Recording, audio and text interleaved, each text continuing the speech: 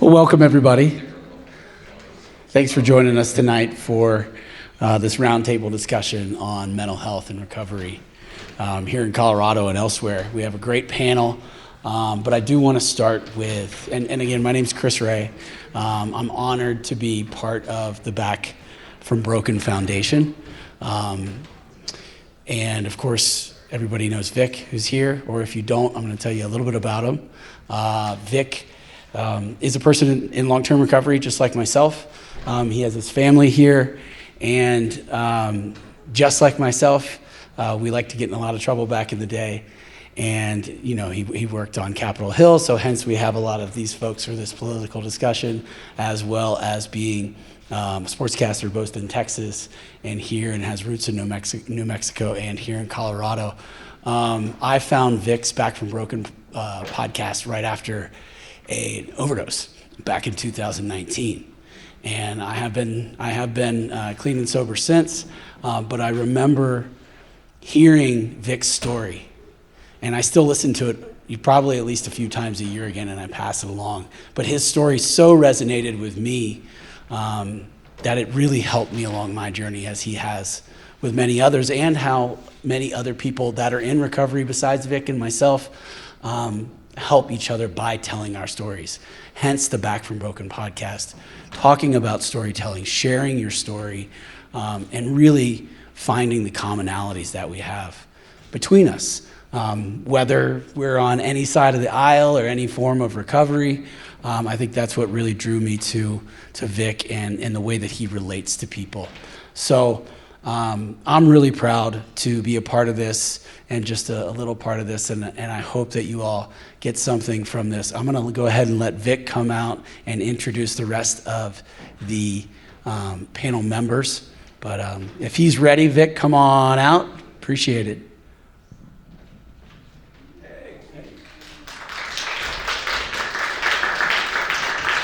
Hey guys, thank you so much for coming today on this warm summer. Chris, can I get someone to bring a bottle of water, please? Thank you. This summer day here in June. Chris is such a great guy. Thank you for that introduction. Really one of the nicest guys. I'm actually going to make fun of Chris right now, and there's nothing you can do about it. You're just going to have to take it, because I have the mic. That's how it works. Chris is one of those, he responds to every text with a heart emoji. You know the type, right? It's a heart emoji or an exclamation point. I'm like, dude, not everything needs a heart emoji. Like, what are you having for dinner? A tuna helper, heart emoji. Dude, that doesn't warrant a heart emoji. But it's good to see you guys, yeah. And it's good to be here to talk about something that really matters to me, which is addiction and mental health, because I live it, right? And everyone on this stage is going to talk about how we're all connected, and I'll introduce the panel here in just a second. Just a quick housekeeping thing. I have a migraine.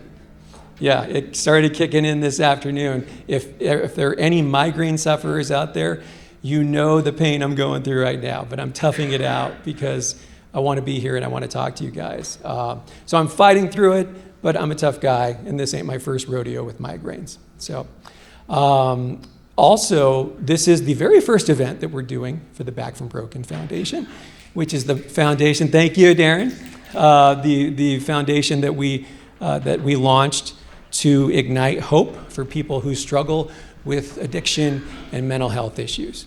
Why does that matter to me? Well, for those of you who may not know me or my story, I've been in recovery from cocaine addiction for more than 10 years now. It was a drug that became my master. You know, once as soon as that drug was put in front of me, I couldn't say no to it. And it was a long affair with a drug that became everything and everything to me in my life. And it became before family. It came before friends. It came before relationships. It came certainly before rent and utility bills. Because newsflash, cocaine is expensive. And you know, it came and there were consequences, health consequences, mental health consequences.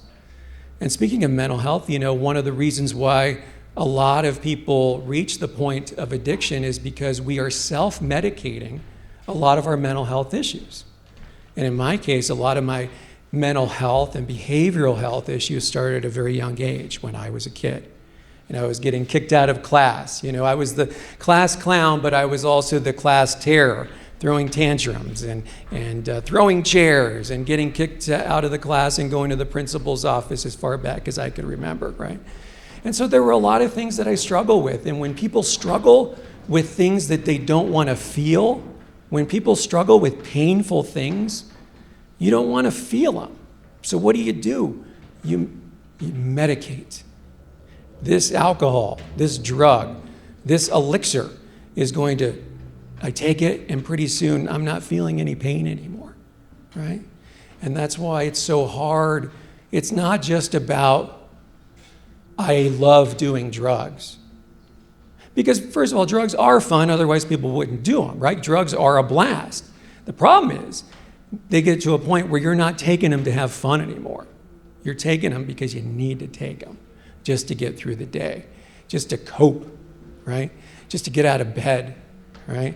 And so, a lot of us, and in my case, I didn't have the toolbox that a lot of folks had when it came to coping. And we're in this day and age now where there's a lot of doom and gloom in the world, right? There's a lot of polarization, and I think people are feeling uneasy about where we are as a society. I think the only thing we would get through that is by coming together and talking about this stuff and saying, you know what, you are on the left, I am on the right, or vice versa. And that's okay because we both know what it's like to suffer. And maybe, just maybe for one night, we talk about things in a way that creates empathy and leads to empathy. So that way, even though I may not know what it's like to come from the other side of Colorado, the conservative side of Colorado, right? I may not know what it's like to live your lifestyle, or you may not know what it's like to do the drugs that I did. But now I'm learning about the pain that you went through, which was your own hell. And that I can get. And now we're connecting because we've gone through our own hell, right? And that's a way we can, and that's something we could take out of the church and go talk about, right? And so that's why we do these things. And as far as what we want to do at the Back from Broken Foundation, we want to take stories of hope and promise and healing into places that could use them: schools, jails, rehab centers, veterans groups, detox centers, right? We want to take those messages to people so that way they can take their own messages to hope into their own communities. Different, not just Denver. We want to go to Grand Junction. We want to go to Colorado Springs and Pueblo. We want to go to the Eastern Plains, right? Like, this is how it works. And we also want to, we also know what it's like to love our four-legged friends, and the four-legged friends who can help us heal. When I was in recovery, I had my dogs that really helped me through a lot of pain, and we rescue each other. And so one of the other things that we want to do is we want to create a network where people can adopt rescue animals who are in recovery. People in recovery can adopt rescue animals, and we could help offset some of those adoption fees. We also want to create a foster care network for people who are entering treatment, so that way they can go get the help that they need without having to worry about their little four-legged friend, right? This is the kind of stuff we want to do. And oh, by the way, we want to bring back the Back from Broken podcast. How many folks actually listen to that? That's great, yeah? Well, I'll tell you what, it's coming back in just 2 weeks, 3 weeks. We will be resuming production. Yes, very excited. Conducting the first interviews of the podcast for the first time in almost 3 years. So things are looking great, but listen, we cannot do this without you. You guys are probably like, gosh, we had to listen to this guy on public radio for 10 years begging us for money, right? Well, now I'm standing here saying, I mean it. We cannot do this without your help, right? When you donate $10, when you donate $20, whatever the case is, it allows us to print pamphlets and buy gas so we can drive to Grand Junction and go talk to high school kids, right? That's how it works. and with your support, we can get there. So I really want to thank you for being here. Now I want to introduce our guests. I normally don't use scripts, but like I say, my head's a little hurting right now. So this is going to make life a lot easier. She is a Colorado-born pediatrician, former state lawmaker, and a former congresswoman from the 8th Congressional District, who is running to reclaim her seat next year. Would you welcome, please, Yadira Caraveo.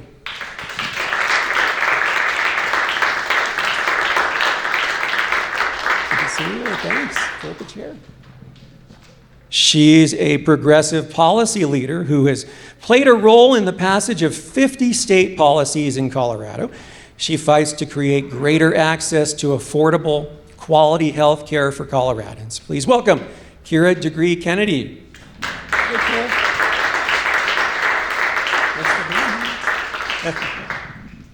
He's a conservative commentator and the host of the Jeff and Bill Show on KNUS. He's the former director of the Centennial Institute and chairman of the Western Conservative Summit. Please welcome Jeff Hunt. Thanks, Jeff. Good to see you. And finally, he's a government affairs specialist with extensive background in federal and state legislation and is currently a senior policy advisor at Foster, Graham, Milstein, and Kalischer, and a board member of the Back from Broken Foundation. Please welcome Adam Berg. Adam, good to see you, man. All right. Welcome, everyone. Is this my mic? I don't remember. Oh, here you go. Is this the one you have on one of these? Okay. Well, thanks for being here. What happened? Oh, he needs a mic. Hey, Pedro.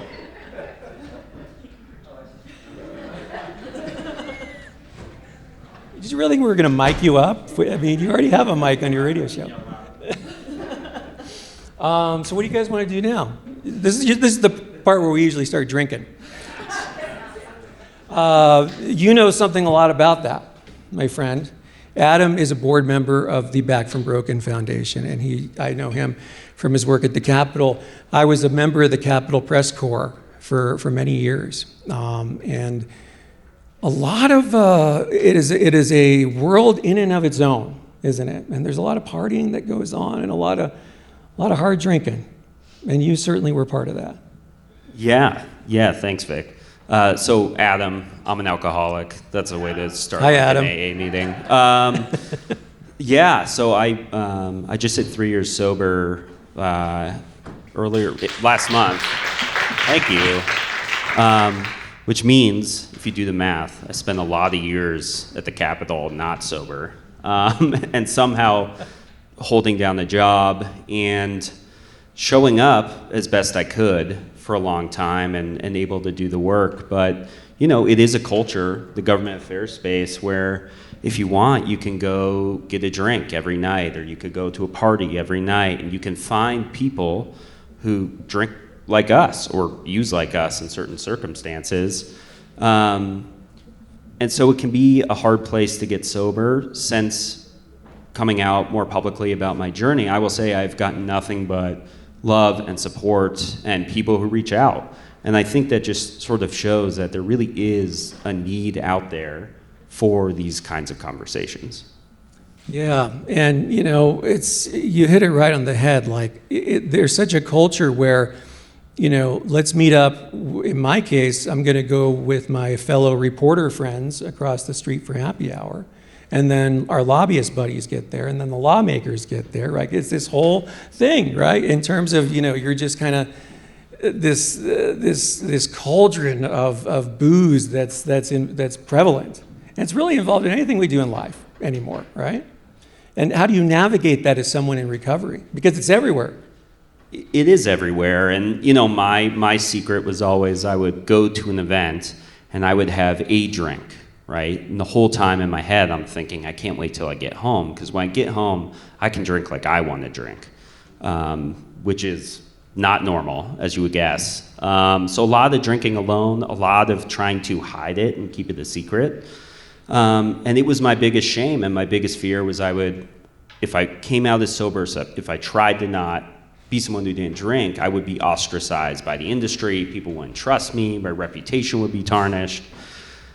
So it took me a full year of sobriety before I was willing to sort of come forward. And you know what? The easiest way to nip that conversation in the butt when you go to an event is when someone says, oh, let's go to the bar. And they're like, do you not drink? And you go, no, I don't drink. And they go, was it a problem? And you go, yeah, it was a big problem. That's why I don't drink. You know, and I found just being honest with people, because I'm not ashamed to be in recovery. Being in recovery is the thing I'm probably most proud of. So I find myself very vocal about that. Kyra, you have history with substance use as well. You relate to a lot of what Adam was talking about? Yes and no. I mean, I got sober in 2010, so I got 15 years sober in April of this year. Yeah, thanks. And I'm 35, so I never had a legal drink. And so, you know, I think I sort of had to navigate that earlier. Before I started working in politics, it was like in college and at the end of high school, my friends were drinking and I had to be like, well, I don't drink. And, you know, when you're little, it feels hard. But I think it is kind of a muscle. Like now it doesn't even, it's nothing. You know, people say, do you want to go for a drink? And I'm like, sure, like I'll go with you, but I don't drink. And I'm fine talking about why. You know, I think because I've had a lot of practice and a lot of conversations that have come from saying, I don't drink. People will say, why don't you drink? Like, what's going on? You know, and then we can get into anything that fits for them, right? Mm-hmm. It actually just opens up a lot of space for people to feel safe and talk about their alcoholism, because many people have alcoholism. I want to hear a little bit more of your story. We're going to come back to Kyra, because you have some really, you know, tragic things that happened early on that was the catalyst of a lot of that substance use, and we're going to come back and talk to you about that. But Yadira, mental health. It's such a buzzword, right? Everyone's like, mental health, woohoo, we got to champion it. But what does that mean? And what does that look like as someone who is a lawmaker who also has their own struggles with mental health? You're right, it has become such a buzzword, and people talk about how important it is to support mental health and what do we need to do policy-wise to make sure that children and adults have adequate mental health, until the second that you start having mental health issues, and then it's not so cool anymore. Then people are not actually quite as supportive as they purport to be, and it becomes really kind of public fodder for gossip, seen as a weakness, seen as something that should inhibit you from doing anything hard like being somebody in public office. And so I think there's a lot of work that we still have to do between saying that we're pro-mental health and supportive of mental health and actually being supportive. I think you were addressing some of the things that came out in a news article recently with the Colorado Sun. I want to make sure, I have some things written down, I want to make sure for accuracy.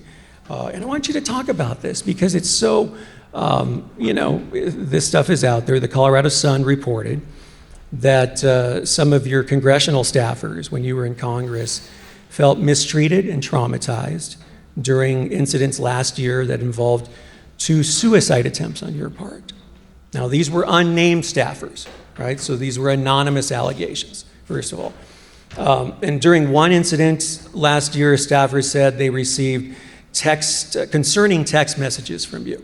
And when they rushed to your home, you had consumed a bunch of sleeping pills and along with alcohol. This is according to the Colorado Sun story. And in another incident, you showed up to an event in North Glen after taking a large quantity of a powerful sedative and had to be rushed to the hospital. So the staffers said they came up with a safety plan that outlined what aides should do in the event that you would attempt to harm yourself in front of them. But you rejected that plan, according to the article. And the staffers detailed a hostile and chaotic work environment, and they have concerns about you running for office again. Now, again, these are anonymous allegations. You've talked openly about mental health issues. You received treatment at Walter Reed Medical Center in Maryland. You take issue with the Sun article. Tell me why. Well, I think it's the tone in which it's treated, right? That it is something that needs to be talked about publicly in a salacious way, rather than, gosh, this is terrible that somebody is going through this. What can we learn from it? How can we support people? And how is it affecting maybe a public persona, right? There's parts of it that I don't agree with the reporting in terms of like the safety plan, et cetera. When you spend 90% of your time working and you have mental health issues, there's going to be times that it breaks through when you're at work. And that is precisely what happened. But I think that there's a need to be able to talk about these things publicly in a supportive way that says we're not attacking you for having mental health issues. It's brave that you're coming forward and talking about these things, talking about something as sensitive as suicide attempts.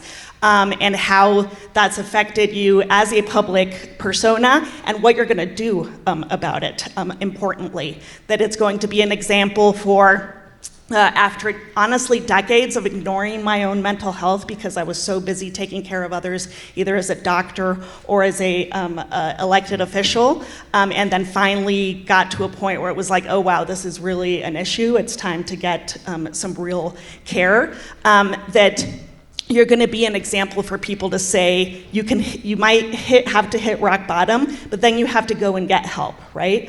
It's the first time in decades that I had really looked at my diagnosis, at the medications that I was on, talked to therapists, because everything before that was just push through it. You have so much to do. You have so many people to help. It doesn't matter how you're feeling, just take care of others. And I hit a wall to a point where it was like, nope, it's important to take care of yourself as well. And now be hopefully an example to people about how you should be taking care of yourself all along the line, even when you have a high pressure job, because eventually it will catch up with you. Well, let's back up a little bit for the folks who may not know some of your journey. What do you struggle with on mental health, on the mental health front? Depression and anxiety. And I really, now that I am on the proper medications, getting therapy, I realize what normal people feel like, right? That you're not always tired, that you're not always stressed, that you're not always anxious and afraid of what's coming, that you can sleep through the night, et cetera, et cetera, et cetera.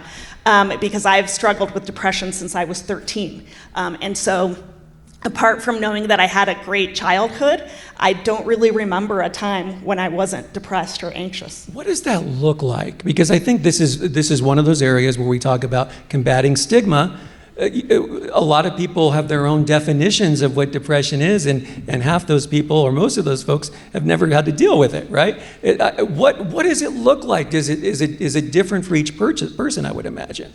It definitely can be different for each person, but like putting my doctor hat on, it's more than 2 weeks of a combination of systems, of feelings, right? Hopelessness, depression, guilt, feeling like you're worthless, having trouble sleeping, sometimes changes in your appetite, definitely changes in your energy, feeling tired all of the time. And so kind of any mix of those symptoms, but when I was going through them, I was like, of course I'm tired and I'm not sleeping, et cetera, et cetera. I live in 2 different cities and 2 different time zones. I have one of the hardest jobs in the United States, right? I'm doing it as a woman and a woman of color, which makes it 3 times harder than it should be. And so I chalked it up to just, I have a stressful job. You and I were talking on the phone, and it was like, when you are struggling to the point where you are having active suicide thoughts, you're not doing well. So by extension, you're not going to be treating others well. Yeah, it's, if you have complications with your diabetes or your heart disease, et cetera, it doesn't affect how you act, right? When your depression and your anxiety are really bad, you don't even know that you're acting differently. That's just who you think you are, right? And so absolutely, it's going to affect others, and especially when you get to the point of suicidality. I always compare it to drowning, right? That's exactly what it felt like when I was at my worst in my depression. Like I was treading water and barely keeping my head above water. And when you're drowning and somebody comes to rescue you, inevitably what happens is that you pull that person down, you dunk them underwater because you're so desperate to catch your breath and to save yourself. And that's what happens with depression, right? It affects other people.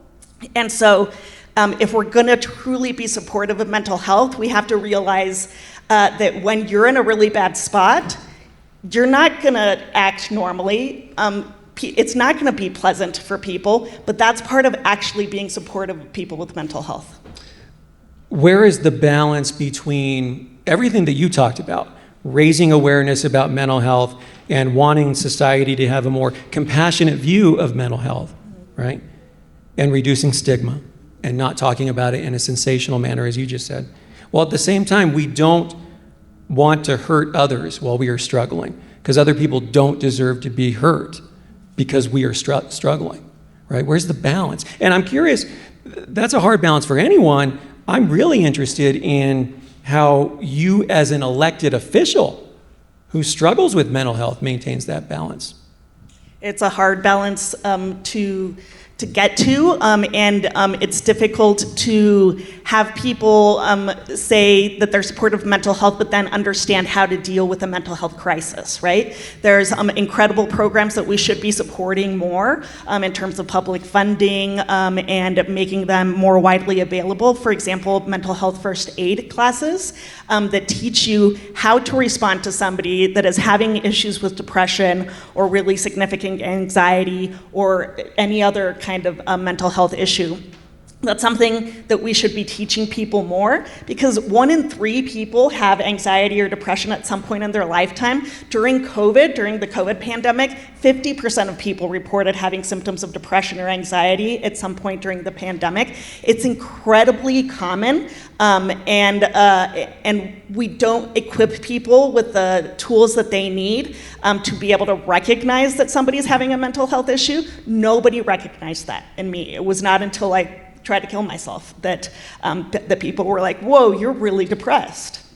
And so to be able to recognize it, to know what the tools are to respond to it, rather than just saying, can't you get over it? Like, just be happy. Right? Why can't you just be happy? Yeah. You have an incredible job. You're in this great position. Why can't you just be happy, right? Which makes it worse. And then to know where to send that person. Thank you for talking about that. We want to come back to your story. Yeah. Want to come back to your story, Yadira, because it was so important. Jeff Hunt, how are you doing, sir? Great. I got to share a story about Vic the other day that just made me laugh. It was so great. I was telling the folks back there. Vic, I'm a radio host, and I host a right, left, center discussion debate show. And so we're debating topics all the time, and Vic comes into the studio and says, first thing, Jeff, I listened to you on the way in. I didn't agree with a single thing you said. And then we just kicked it right off and had a great time. So I might be a little bit on the opposite political side, but I always appreciated Vic and the opportunity to have a good conversation with him. So Jeff, thank you, brother. Well, you're here for a lot of reasons. One, comic relief. Two, no, it's an important perspective, because what do you and I talk about when I go on your show? It's like the addiction doesn't give a damn if you have a D or an R after your name. It doesn't give a damn if you're in a red state or a blue state or who you voted for. Every one of us struggles. And in your case, I want to hear about your friends, because you grew up, you acknowledge that you grew up in a privileged, home, Cherry Creek, pretty wealthy community there. But this disease touches everyone, rich, poor, whatever. You had a couple friends, but I want to hear about one friend right now.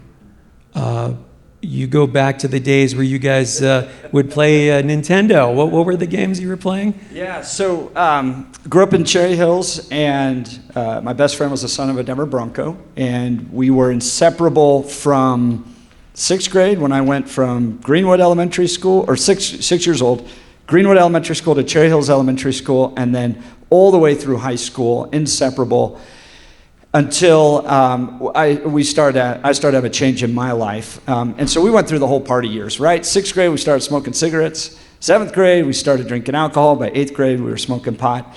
And then in my sophomore year of high school, I had a religious conversion and started following Jesus Christ, and so went that direction. He did not. And so we started to drift at that point. I was a river guide and mountain guide when I was 20 years old.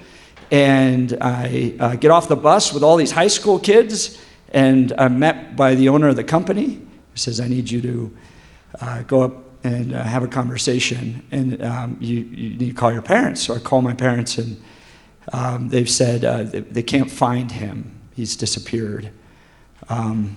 And then, so I start to make my way down from Buena Vista to Colorado and get word then that they had found him. He was rolled up in a carpet and dumped in the Inglewood City dump. He had died of a cocaine overdose, and his roommates at the time did not know what to do with that and were scared of taking him to a hospital, because I guess, I consider it cowardly, but they were afraid of getting in trouble, so they just rolled him up like a piece of trash and threw him in a city dump, and they found him with his arm sticking out the top of the carpet that they had rolled him up in. So you're 20 years old, and you're dealing with the death of your very best friend, who, you can imagine our conversations when we're 16 and starting to go different directions. But it was something that struck me to my core. It made me very passionate about drug policy.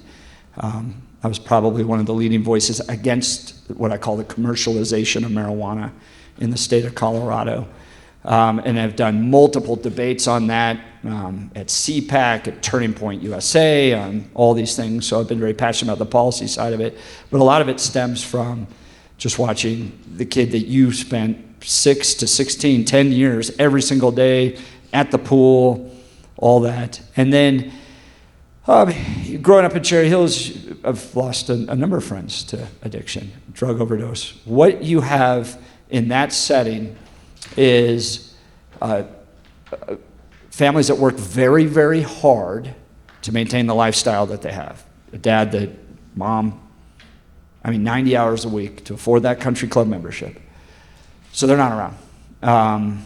And you have a lot of money, not a lot of parental supervision, and so very quickly you get into drug use. Friends that died of heroin overdose, cocaine overdose, suicide with their drug use. And so Vic and I have had this conversation, that drug use is just as prevalent there as it is anywhere else in this city. They just know how to hide it better. And they can get you to the rehab, but that rehab oftentimes doesn't actually solve the problem. So, heartbreaking to watch friends and family go through that. And I'm so glad you told that story, because it's another reminder that, we always talk about these drug deaths as statistics, right? X percentage of people died last month from overdose, or X percentage of people are using this drug more than they did last year. But those percentages are human beings. And they're a human being that you used to play video games with. And that may sound trivial, but that matters, right?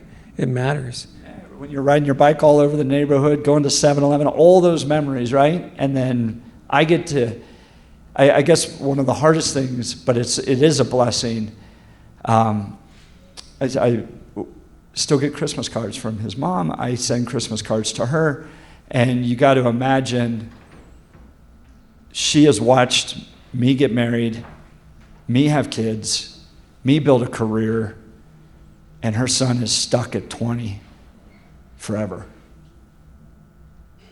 Yeah. So it's public policy, but you're right. It's real life stuff. And you brought up some policy points that not everyone agrees with, but I want to come back and talk to you about that, because a lot of people do, and some people don't.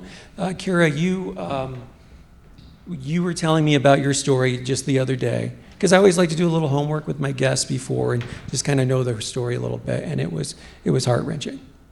It was heart-wrenching. Can you talk a little bit about your childhood? And because, I started drinking and using drugs at a young age. I think a lot of us did who ended up getting hooked on these things, right? But you had a lot going on. Yeah.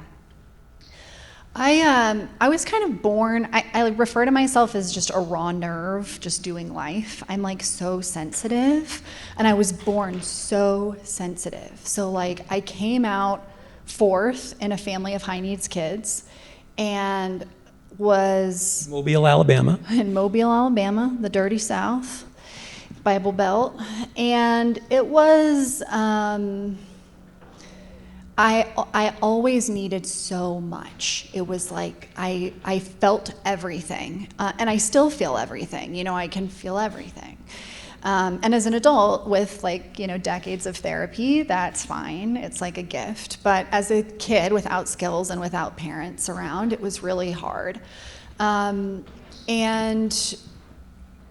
so before actually, I drank for the first time before I had some pretty major trauma. But the very first time I drank, I was in elementary school, and I was at a party at my friend's. I spent the night at my friend's house, and her older sibling was having a party. And they gave me a shot of Jack Daniels. That was my first drink. And I was like, oh yeah, like this is it. And Where's this been? Yeah, exactly. And I'm like in elementary school, I'm just this little tiny child. And I blacked out, and the cops came, and I passed out, and I was throwing up on the bus the next morning. And most normal human beings would be like, cool, that's like not something to repeat. And I was like, not that. That's not what happened for me. And I think in part because it was the first time where I felt like all of my so muchness, I'd always been told I was too much, and I was so much, and I had so much energy, and I needed so much. It was like the first time that I felt like I can manage just being inside of my own skin.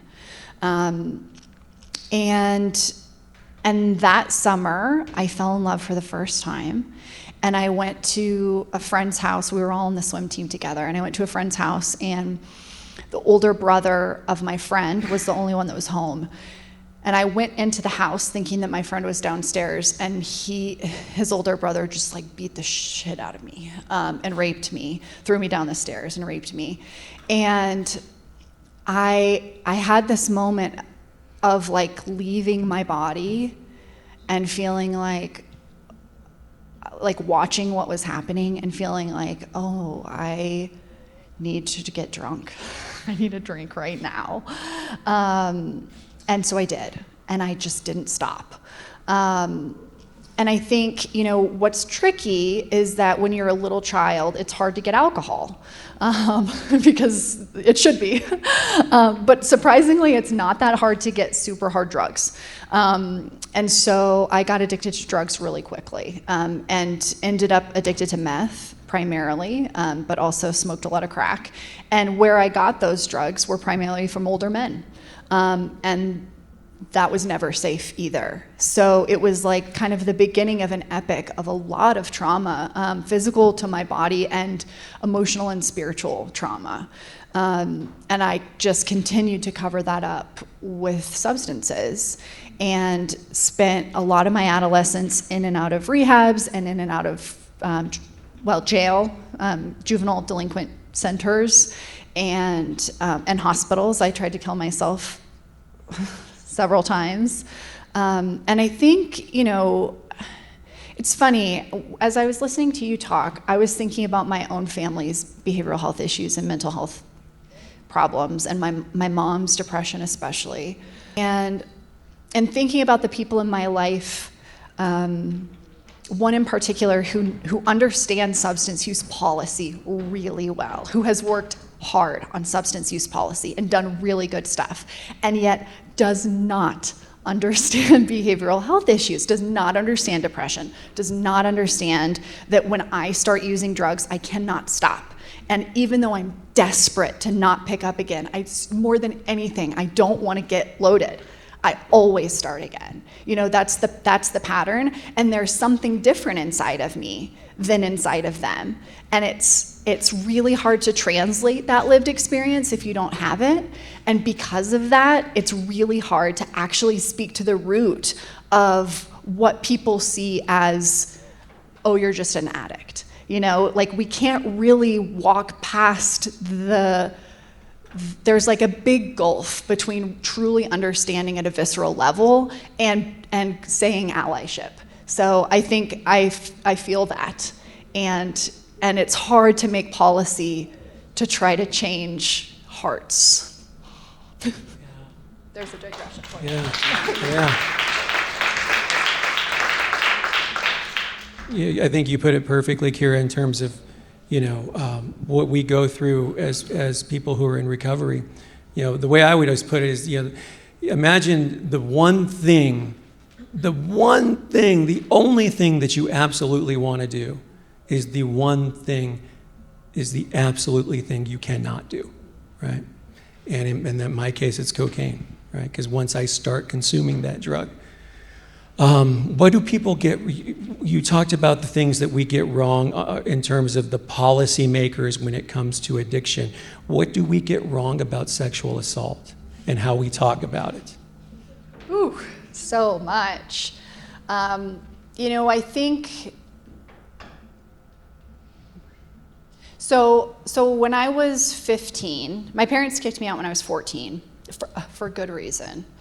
Y'all should have too. Don't feel bad. If you'd been my parents, you'd be like, get out of here. So I went to the Foot, which is the Arapahoe County's juvenile delinquent center, when I got arrested. And I look like this, but younger.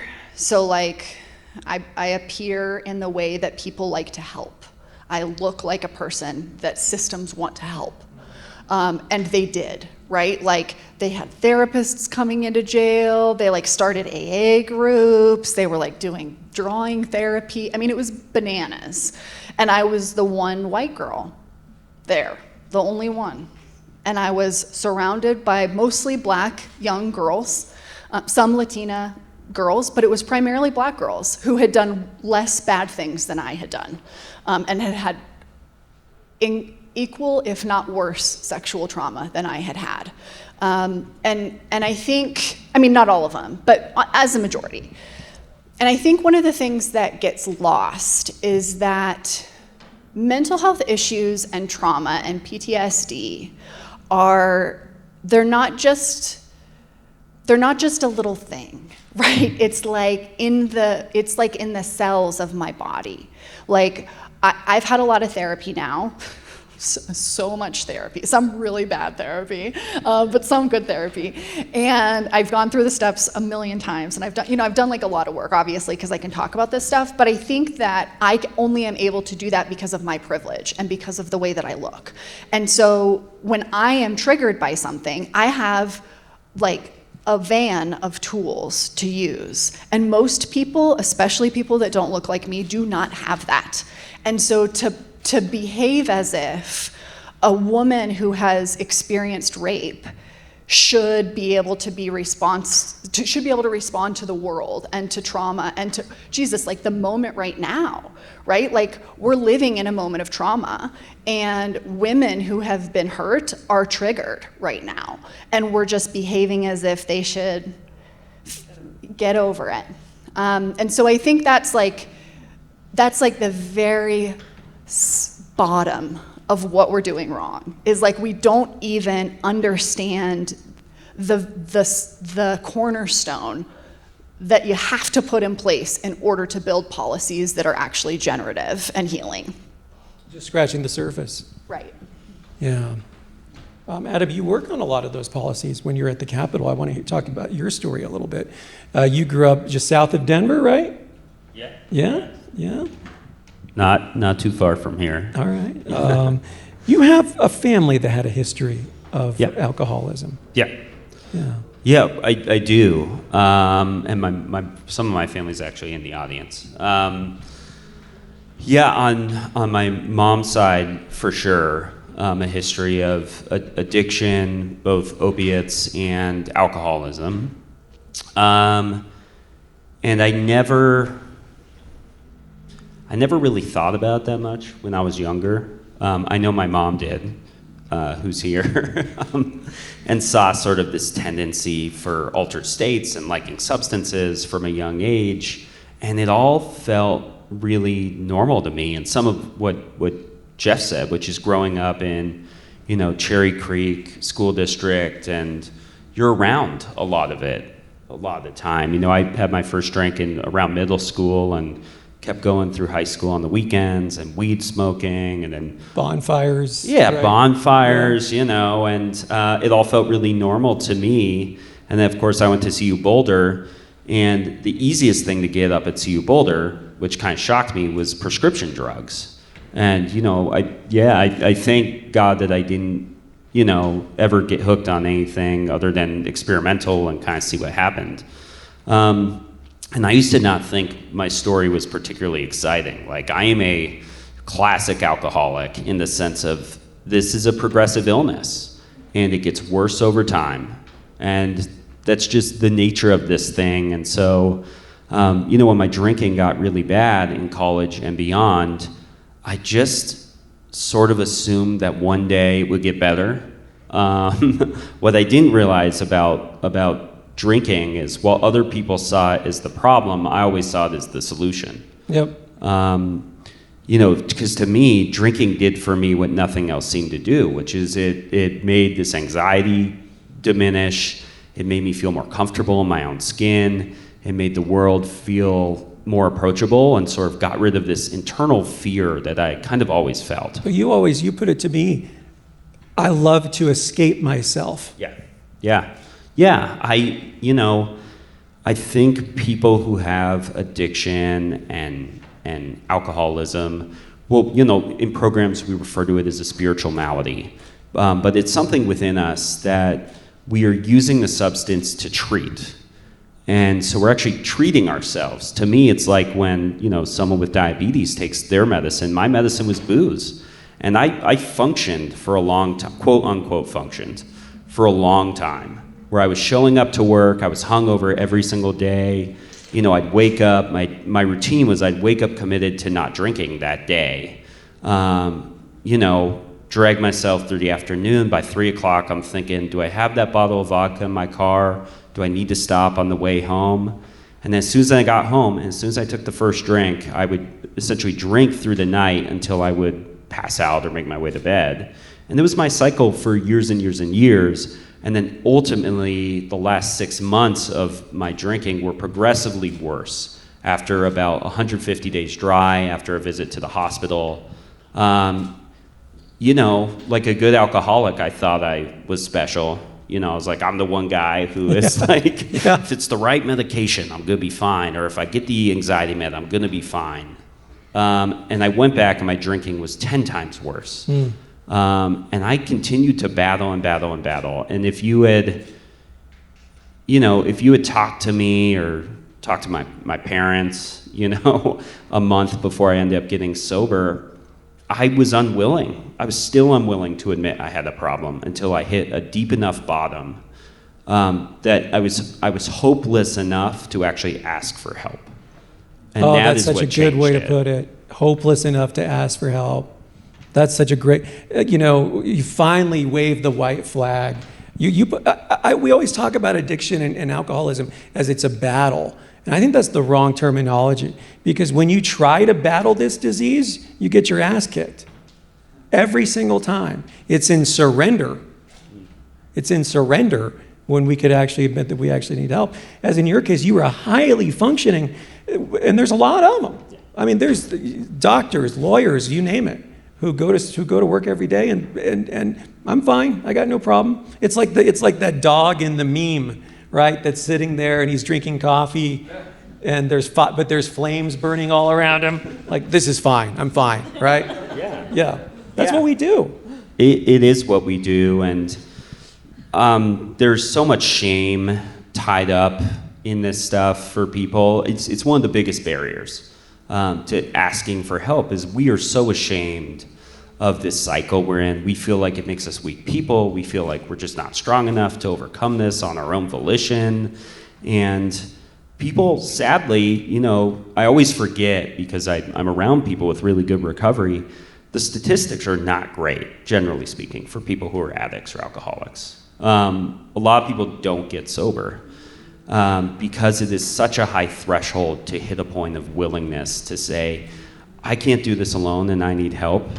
And so I think as we talk about these, and if there are, we all know, you know, statistically it's like 1 in 12 people struggles with a substance or alcohol. It's probably higher, but people are just not able to admit that they have an issue. The best way to approach these things, the opposite of the shame and the stigma, is actually love, and letting people know you love them and letting them know that it's okay that they're struggling and you just want them to be happy and hopefully get sober. Yeah, I'm glad you're here, man. Jeff, what are you hearing in this? And I say in your circles, and I mean this sincerely. Do conservatives look at these issues differently, like issues around addiction, mental health? I don't think so. In fact, you know, I come from a pretty religious community. I'm an ordained minister, master's of divinity, and so a lot of what you're dealing with spiritually is battling these battles. The big thing right now in the churches, in the Protestant churches, addiction to pornography. Yeah. Some numbers are saying that's 90% of men in churches. 90% are struggling with that. And what they found is that the addiction is very similar to a dopamine hit at the level of a heroin injection. So what I'm hearing resonates with a lot of our community, which is it's a spiritual issue, it's a heart issue, it's a soul issue.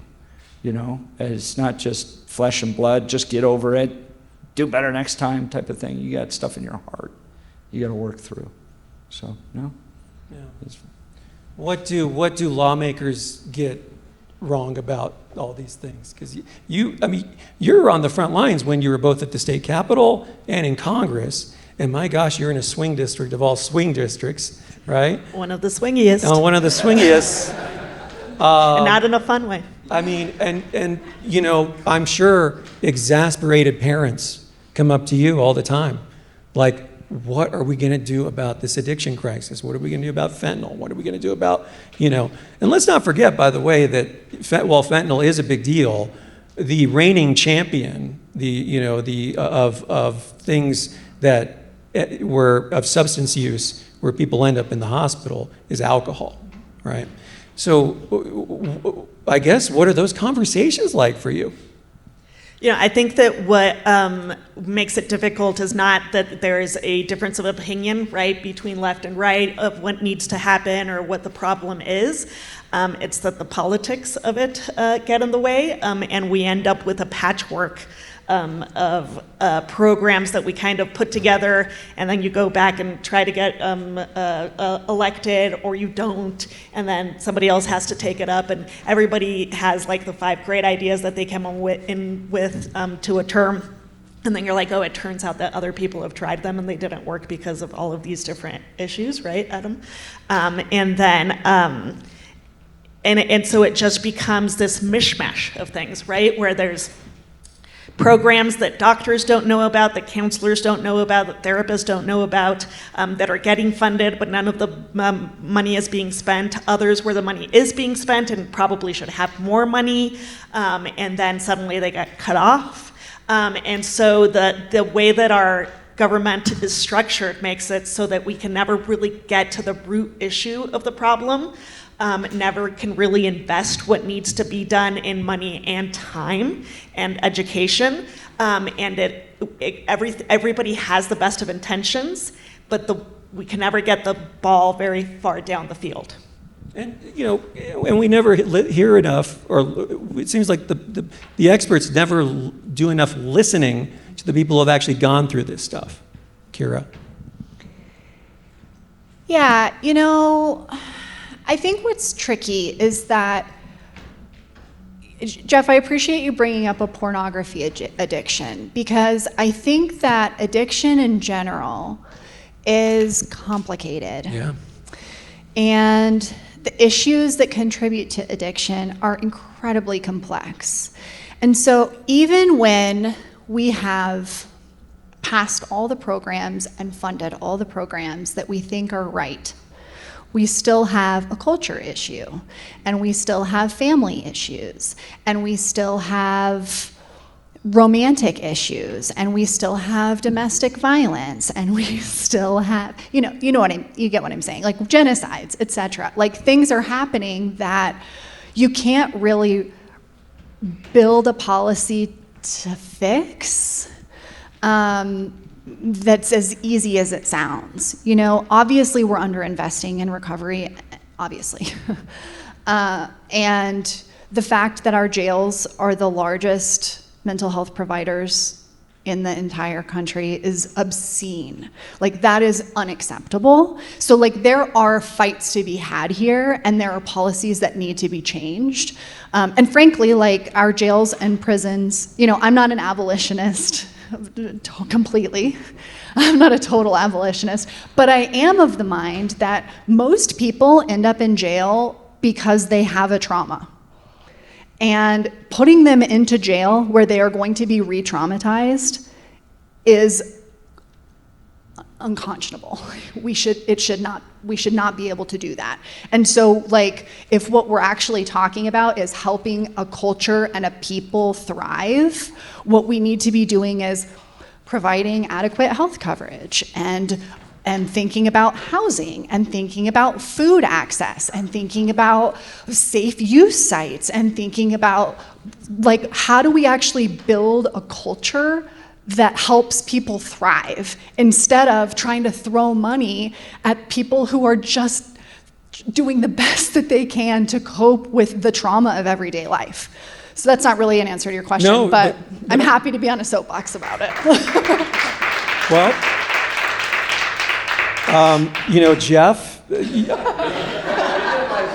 Come at me. We didn't mean to be on opposite sides, but it kind of worked out that way. Right? well, Didn't it? you've said, there was in past November, you posted on X, formerly known as Twitter. I love my former tweets being read to me. To deal with drug-addicted homelessness, for example, there should only be 3 options. 1, get help. Connect with Denver Rescue Mission, Catholic Charities, Step Denver, whatever. Correct. 2, leave the city. Yep. Or 3, go to jail for drug possession. Correct. This is compassionate. The government needs to intervene. No more living on streets drug addicted. It harms the community, local businesses, and the individual. How does going to jail solve it?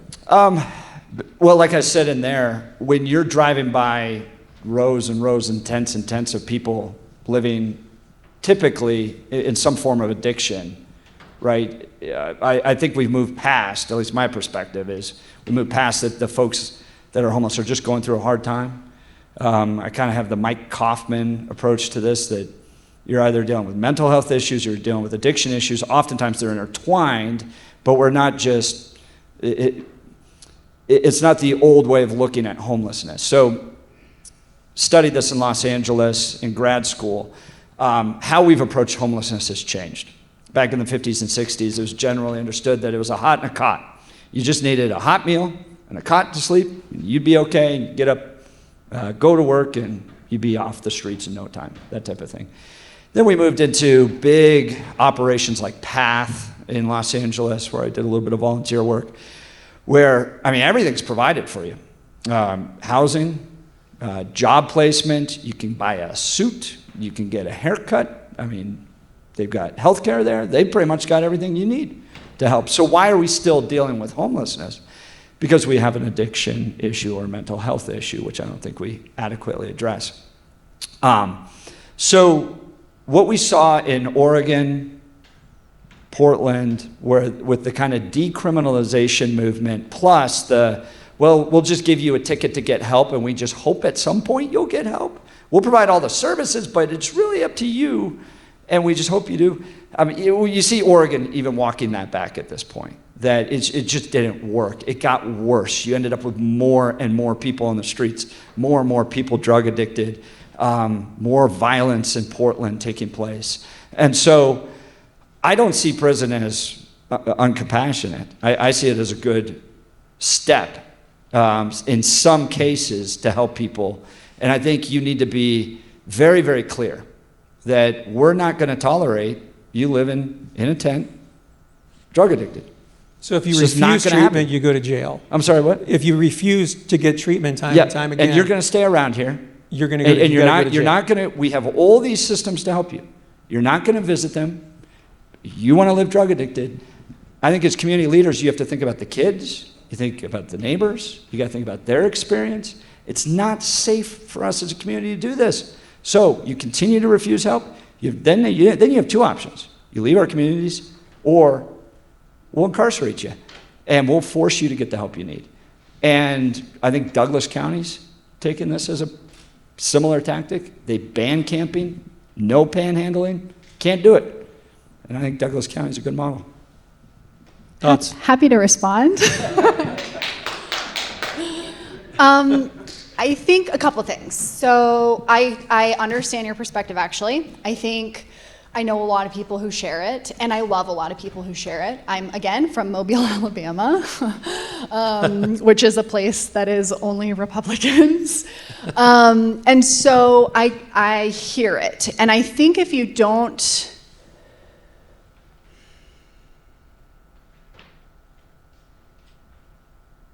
I'm going to do my best to not put your prickles up, because that's not my intention. So my intention actually is love here.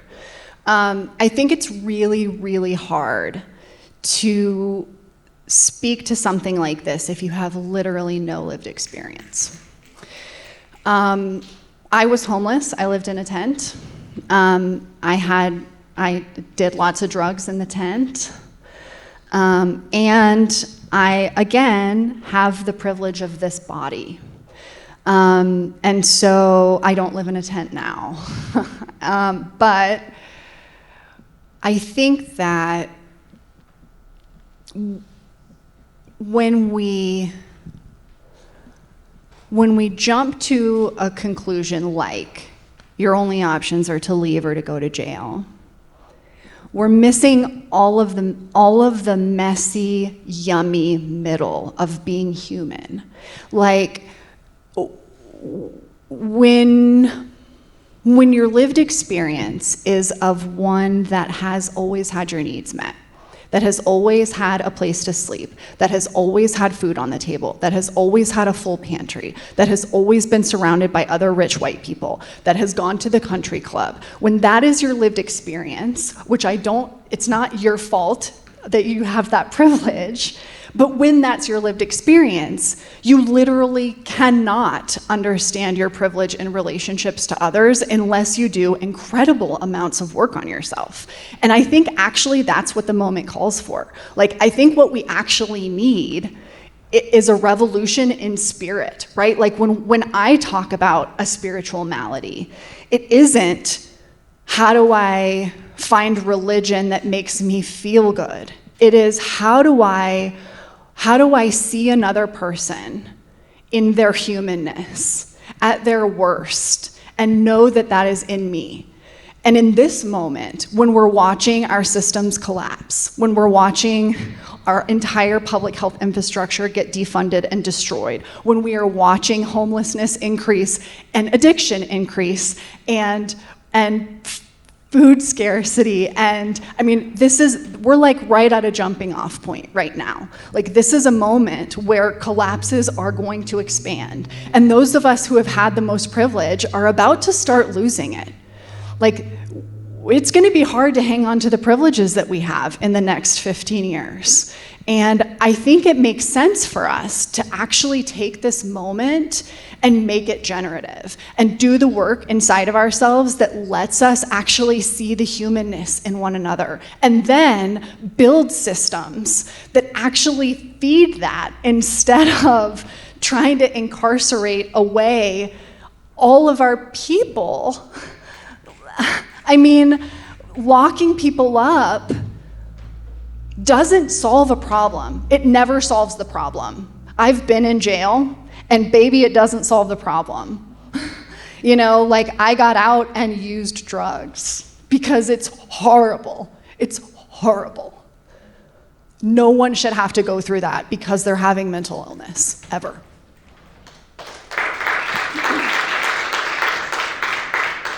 Did you want to follow up? I thought you. Jeff, anything?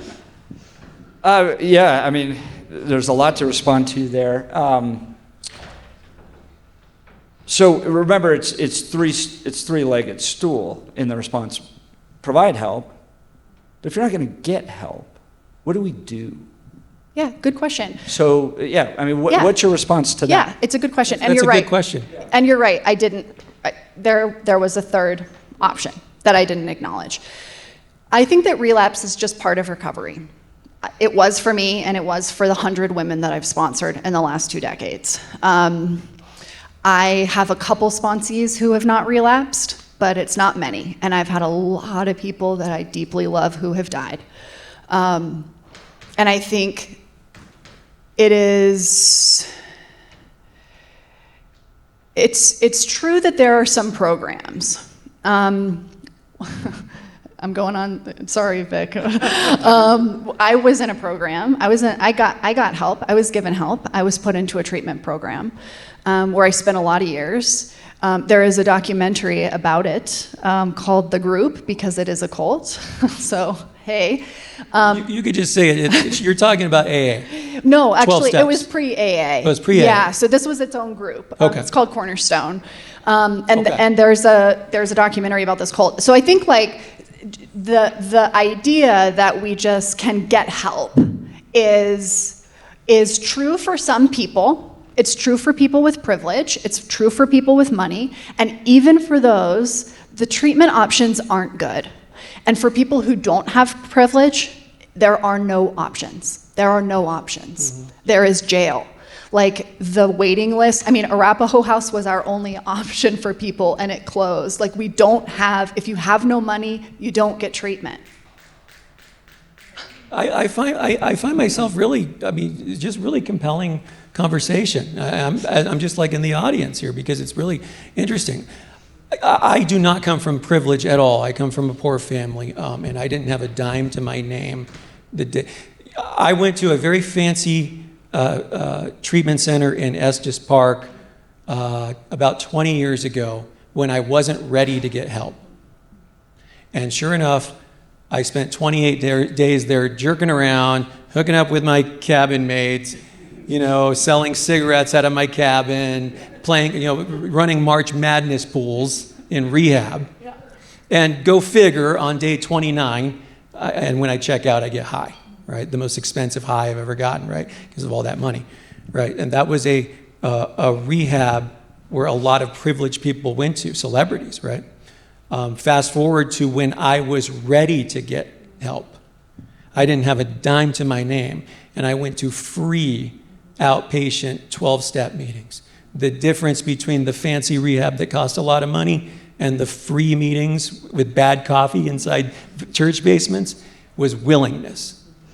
And I think that that's a huge part of what has to happen. I think that goes to Jeff's point, which is what do you say to someone who just won't get help, won't get there, right? Also, but at the same time, would anyone's lives in this room or anyone's lives in society be better off today if I went to jail instead of treatment? Yeah, and I understand that. I understand the argument because that's part of the equation, but also keep in mind public safety issues we got to deal with here, right? Kids going to school, going to the park, you know, with people that won't get treatment. Yeah. So you got to keep that in mind when you're coming up with public policy. I think Portland's a failed experiment in this. I don't think it worked. I think Denver had a lot of problems with this. You're talking about Portland. What happened in Portland? Portland, Oregon. So Oregon decriminalized all drugs. Got it. And then said, if you're caught in public using, we're going to give you a ticket, and you don't get the ticket, and the ticket's to get help. Got it. And very few people took advantage of it, like less than, I think, 5%. right? So the community just said, we'll provide the funding, but we're going to step back on any type of policing with regards to public use of drugs. And the whole system collapsed, right? Just encouraged more use. So they're starting to walk back that decriminalization effort now. I think it's also important to remember, and this was the big impetus in my debates always on marijuana. And part of this equation, too, you have to keep in mind is that there's a commercialization effort here, right? So when you take marijuana and you don't just, like it was sold, I don't want to put somebody in jail for a joint in their pocket, right? What it actually did was unleash the power of the free market on marijuana, which has an incentive to get as many users as possible, increase the potency of the drug, and then push it out there. And so keep in mind when we get weak on drug policy, and this the most controversial thing I ever say, and it drives my libertarian friends crazy, is prohibition absolutely works. And they freak out. And what happens with alcohol? Do you remember what happened with alcohol? And this is the statistic I always use on this. How many people died of fentanyl last year? Anyone know? About 150,000. Okay, how many died of tobacco-related deaths? 500,000. So 5 times more people died of tobacco, which takes you a lifetime to kill, than fentanyl, which can kill you in a minute. Okay? Because you have the power of the free market pushing an addictive substance and incentivized to get as many users as possible. So that's part of the drug policy discussion you have to, in all of this, yes, the person in the tent, yes, the kids walking to the school, and then the guys in suits getting this as addictive as possible. This goes to opioids too. Purdue, if you ever read the book Dreamland, you'll see this. Force that among as many people, get as many users as possible. It's all part of the equation that needs to be addressed in my mind. My friend, what do you say to the person in this room right now who isn't willing to get help yet? Like, what did it take for you? You were just a few minutes ago telling your story, and it took you a while to wave that white flag. What did it take? Oh, man, time. I'm kicking my own ass for a long time. I was just thinking as part of this conversation, too, if there's a book called In the Realm of Hungry Ghosts by Gabor Mate, who is the head of the Vancouver clinics, who talks about, you know, there's questions around the humanity of this, which is just because people can't get sober, does that not mean they deserve some kind of a life? For me, thankfully I had people who loved me until I was willing to get ready, whether that was my parents or my fiance. I had an addiction counselor who really let me struggle, for a period of time, because he just knew. And there's a story to that where I was going through a rough period. So the basis of my story is I ended up in the hospital with a 0.4 plus blood alcohol content on my own accord, just drinking by myself. So that scared me enough to not get help, but to be like, I gotta stop cold turkey. Was able to get 150 days, and I was so angry. I was restless, irritable, discontent, as they say, because I was experiencing alcoholism without alcohol, which is the worst. Would not recommend. When I went back out and I was like, I'm gonna get this. I gotta get the right mix. It's all gonna work out. It's gonna be great. And I went through binges and withdrawals over and over and over. And at one point, my dad, was able to talk to my addiction counselor. And my dad said, what do we do? Like, what do we do? We've tried to encourage him to call rehabs. I managed to convince several places that I was fine, like I was not the prime candidate for them, which is credit to how we are when we're not sober. And he just said, you know what, he's not ready. He's not ready to get sober. And you never know when someone is. I think you only fail when you stop trying. And I think the most critical thing, and maybe we get a window of it, which is what you were saying, is willingness. Yeah. Like if you can get that window, and in that time of opportunity, they're approached by someone, or they know they have an option to ask for help, How I ended up in my program was someone invited me to a meeting. They said, "You seem pretty desperate. You might as well come because, what else do you got to do?" And I was like, well, I can't argue with that because it's this or rehab, and neither of these seem like great options, but one's free and easy and I can go in an hour. And that's what changed everything for me. I went in and I went to a room where I was expecting to see angry people who are pissed off that they can't drink, who are sitting smoking cigarettes in the church basement drinking shitty coffee, which the cigarettes and the shitty coffee is true. But the anger, I saw people who were happy and people who had built these lives and were joyous and were free. And I just thought, how do I get that?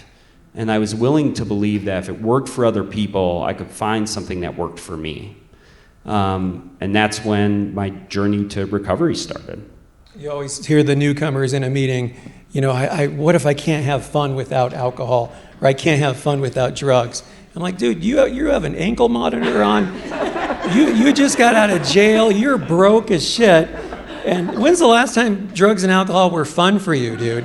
I always say, my big inhibitor, like the thing, I couldn't go to rehab because I was like, I got stuff to do, I got this job I'm not showing up for, this relationship I'm not showing up for, I'm a terrible friend, I'm not a great son, I got things just going on, which is crazy. Everyone from the outside is like, this person's out of their mind. And you're like, well, yeah, but you don't realize it, like you said, till you point it out to someone of I don't know. No one comes in here on a hot streak, as they say. Everyone's like, you ended up here. Things are not going well. This is last stop on the bus. That's right. We were talking before, these things fly by, and there's 10 minutes left. And so my friend, first of all, please thank everyone on the stage here. Thank you guys for being here. Chris has a microphone, or he's going to take my microphone, and anyone who have questions, please raise your hand. All right, we got one. I got lots of questions, but I'll give it to Tanya first. Hi, everybody. Thank you for being here tonight and for sharing so openly. My name is Tanya Wheeler. I'm a woman living in active and sustained recovery for over 35 years. Thank you. I'm also the executive director of Advocates for Recovery Colorado. And I am curious, what are we going to do if the Medicaid cuts happen and 16 million people don't have health coverage and 59,000 die? What's the solution? Because I struggled too, and I've had return to uses too, and I've done the mental health breaks and all of that stuff. And I was on Capitol Hill in Washington, D.C. yesterday talking to legislators. And so that's my big question is, this is a time absolutely when our overdose numbers are going down, but they're going down because we invested some money in helping people. And right now we're looking at an opportunity where people are going to have money cut out and programs are closing and people are not able to get the services that they need. So that, and I just want to point out the point about alcohol, so we can talk about smoking deaths and fentanyl deaths, but the truth is more people are dying from alcohol use than anything else. Commercialized product.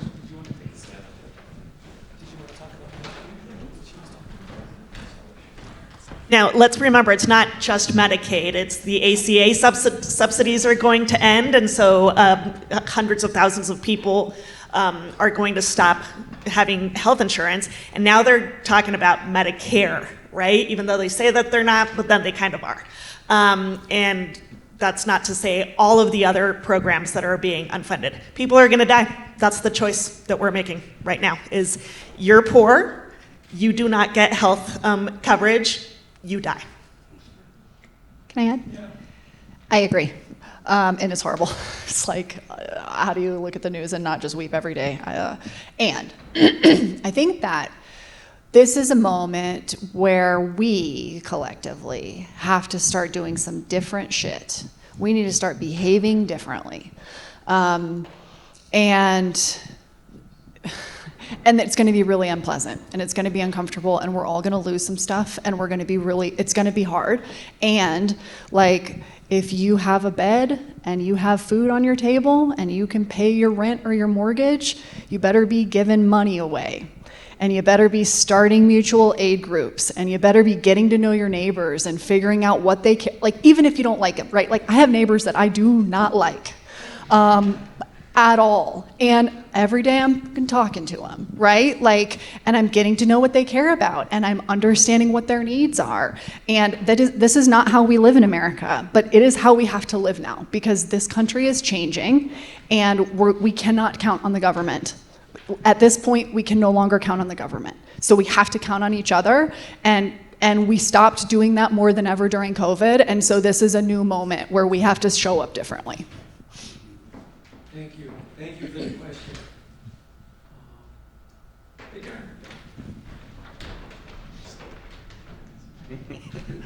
Hi, everybody.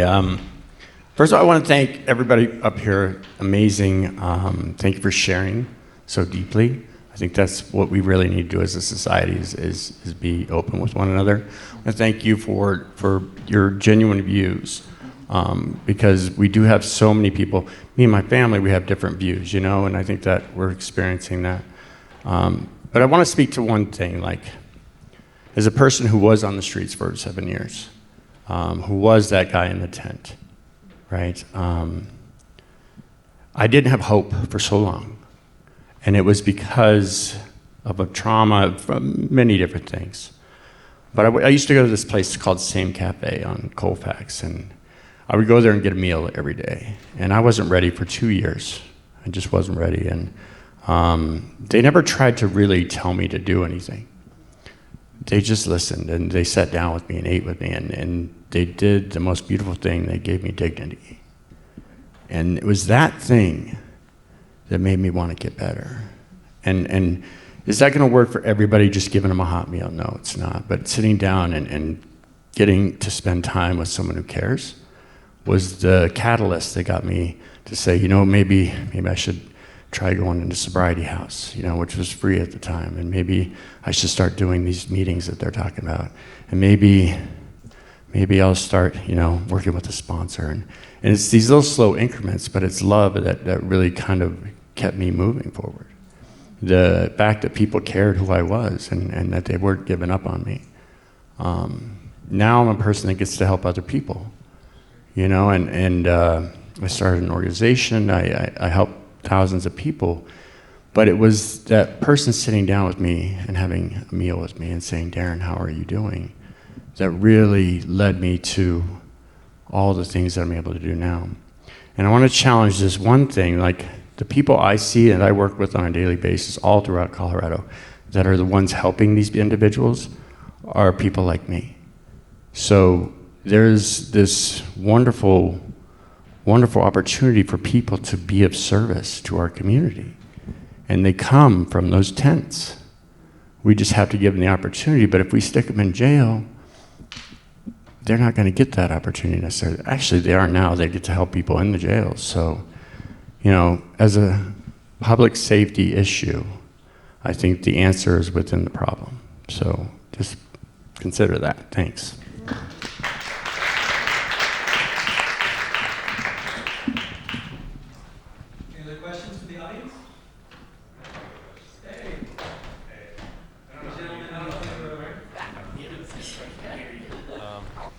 So there was a little bit of the conversation about the commercialization, and I kind of want to see what you guys think. Like, I've lived in Colorado my whole life, and it just seems like the laws have changed over time. And as a former drinker myself, it was nice to have that break on Sunday where you couldn't go to the liquor store, and it just seems like there's an attempt to get more funding for government by more alcohol tax or whatnot, all these things like these things that aren't good for people perhaps. So I just wanted to see if anybody had any thoughts on that. Like I totally see like grocery stores selling liquor now. It's more accessible, and now we're seeing articles about how rates have gone up for alcoholism. So I just wanted to see if you guys had any more thoughts on that. Like, am I the only one that thinks it's bad that like all that? No, I'm 100% with you. And look, the tax revenue that they get on marijuana is tiny in the state budget, okay? They'll oftentimes say, well, now we get to tax it. We did a study at the Centennial Institute that looked at the social costs of marijuana commercialization with the tax revenue, and for every $1 we take in, we spend $4.50 dealing with the effects of it. So it's like a total net loser for the state, because now you have marijuana poisoning calls and kids getting into it and pets getting into it, lost workforce, lost education opportunities, all related to it. So it's broad social impact when you push out a drug like that. And then now we're into psilocybin, and I was critical of Polis yesterday on that. And I do want to say something real quick to the gentleman. You know, as conservatives, we look at society as we want to see government limited and a robust civil society, right? So the programs to help people get out of the tents and get help should be very robust. They should be funded out of the kindness of our hearts, and we should be providing dignity to people. And then the role of government becomes to provide that legal side to enforce public safety side of it. But I remember, in my mind, it was the three-legged stool. Robust, or help should be robust, but it should come from civil society. And I've had a great working relationship with a group called Step Denver, which is incredibly successful at getting people help, and has done so without a dime from the government. And they have a great program. So I think that's a good model out there. But, yeah. Did you get something to say about syntax? Yeah, so interestingly, Republican, Democrat, agree on this. Now, I'm a pediatrician, so that might make my perspective a little bit different, but I tried to cap the percentage of THC. Yes, thank you. When I was in the state people legislature. Don't know it's 99%. Right? Yeah, no, it's a problem. And now there are more and more studies coming out talking about how potency is leading to psychosis in teenagers, and that it is indeed a gateway drug when it is at those percentages, et cetera, et cetera. The Capitol almost burned down around me. The only reason that we got any headway on that bill is that we eventually didn't make it a cap, but the speaker ended up on the bill with me, and that's why it progressed. Also on sin taxes, I put on the ballot the initiative that raised the tobacco tax, and for the first time ever taxed vapes, because the definition of nicotine did not include vaped products. And then I tried to ban flavored vapes, and I got death threats over that. Death threats. For the first time ever in my legislative career. So I think there's real points there of agreement, and we are way too reliant on sin taxes.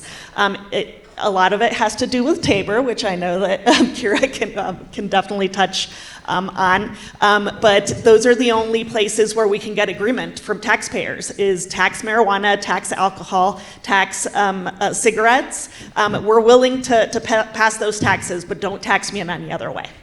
Right? So it's a problem. Death threats, yes. Over unicorn flavored vapes or whatever it was. By the way, Congresswoman, I helped lead the effort to get Trump to go after vape. You remember the flavored vapes? And everyone was like, where did Trump come in going after flavored vapes? Well, he's not doing it now, sadly. But we got him for a little bit. Around menthol, but you did get him for a little bit. Connection there. It was weird to be in agreement with Trump for once. Is that really how you want to end things tonight? And I'm running for Congress again. I don't agree with him now because he doesn't want to do it now. But hey, I am running in a 50-50 district, so. I want to ask you real quick before we go, what's your support been like? Are you hearing from people who are saying, listen, we appreciate you telling your story, but maybe take some time to take care of yourself? Yeah, definitely. Some people who are saying, "Are you sure you're up to this? Do you really want to go back there?" Right? And what I tell, that is a valid question. I'm in the best state in terms of my mental health that I've been since high school, probably, because I love how you said you have to be hopeless enough to ask for help. That's where I got to, right? Because before that it was, I have so much other shit going on, right? I didn't miss a single vote in Congress until I went to Walter Reed. Yes, I'm definitely ready for this, probably in a better state than I've been in a long time to be able to take it on. And if I could do it when I was struggling with depression and anxiety, who knows now? Okay. Thank you guys. Thank you guys for being here. Thank you guys for coming. It was so great to see you in the audience, and I hope this was okay. I hope we had a great conversation, right? Yeah.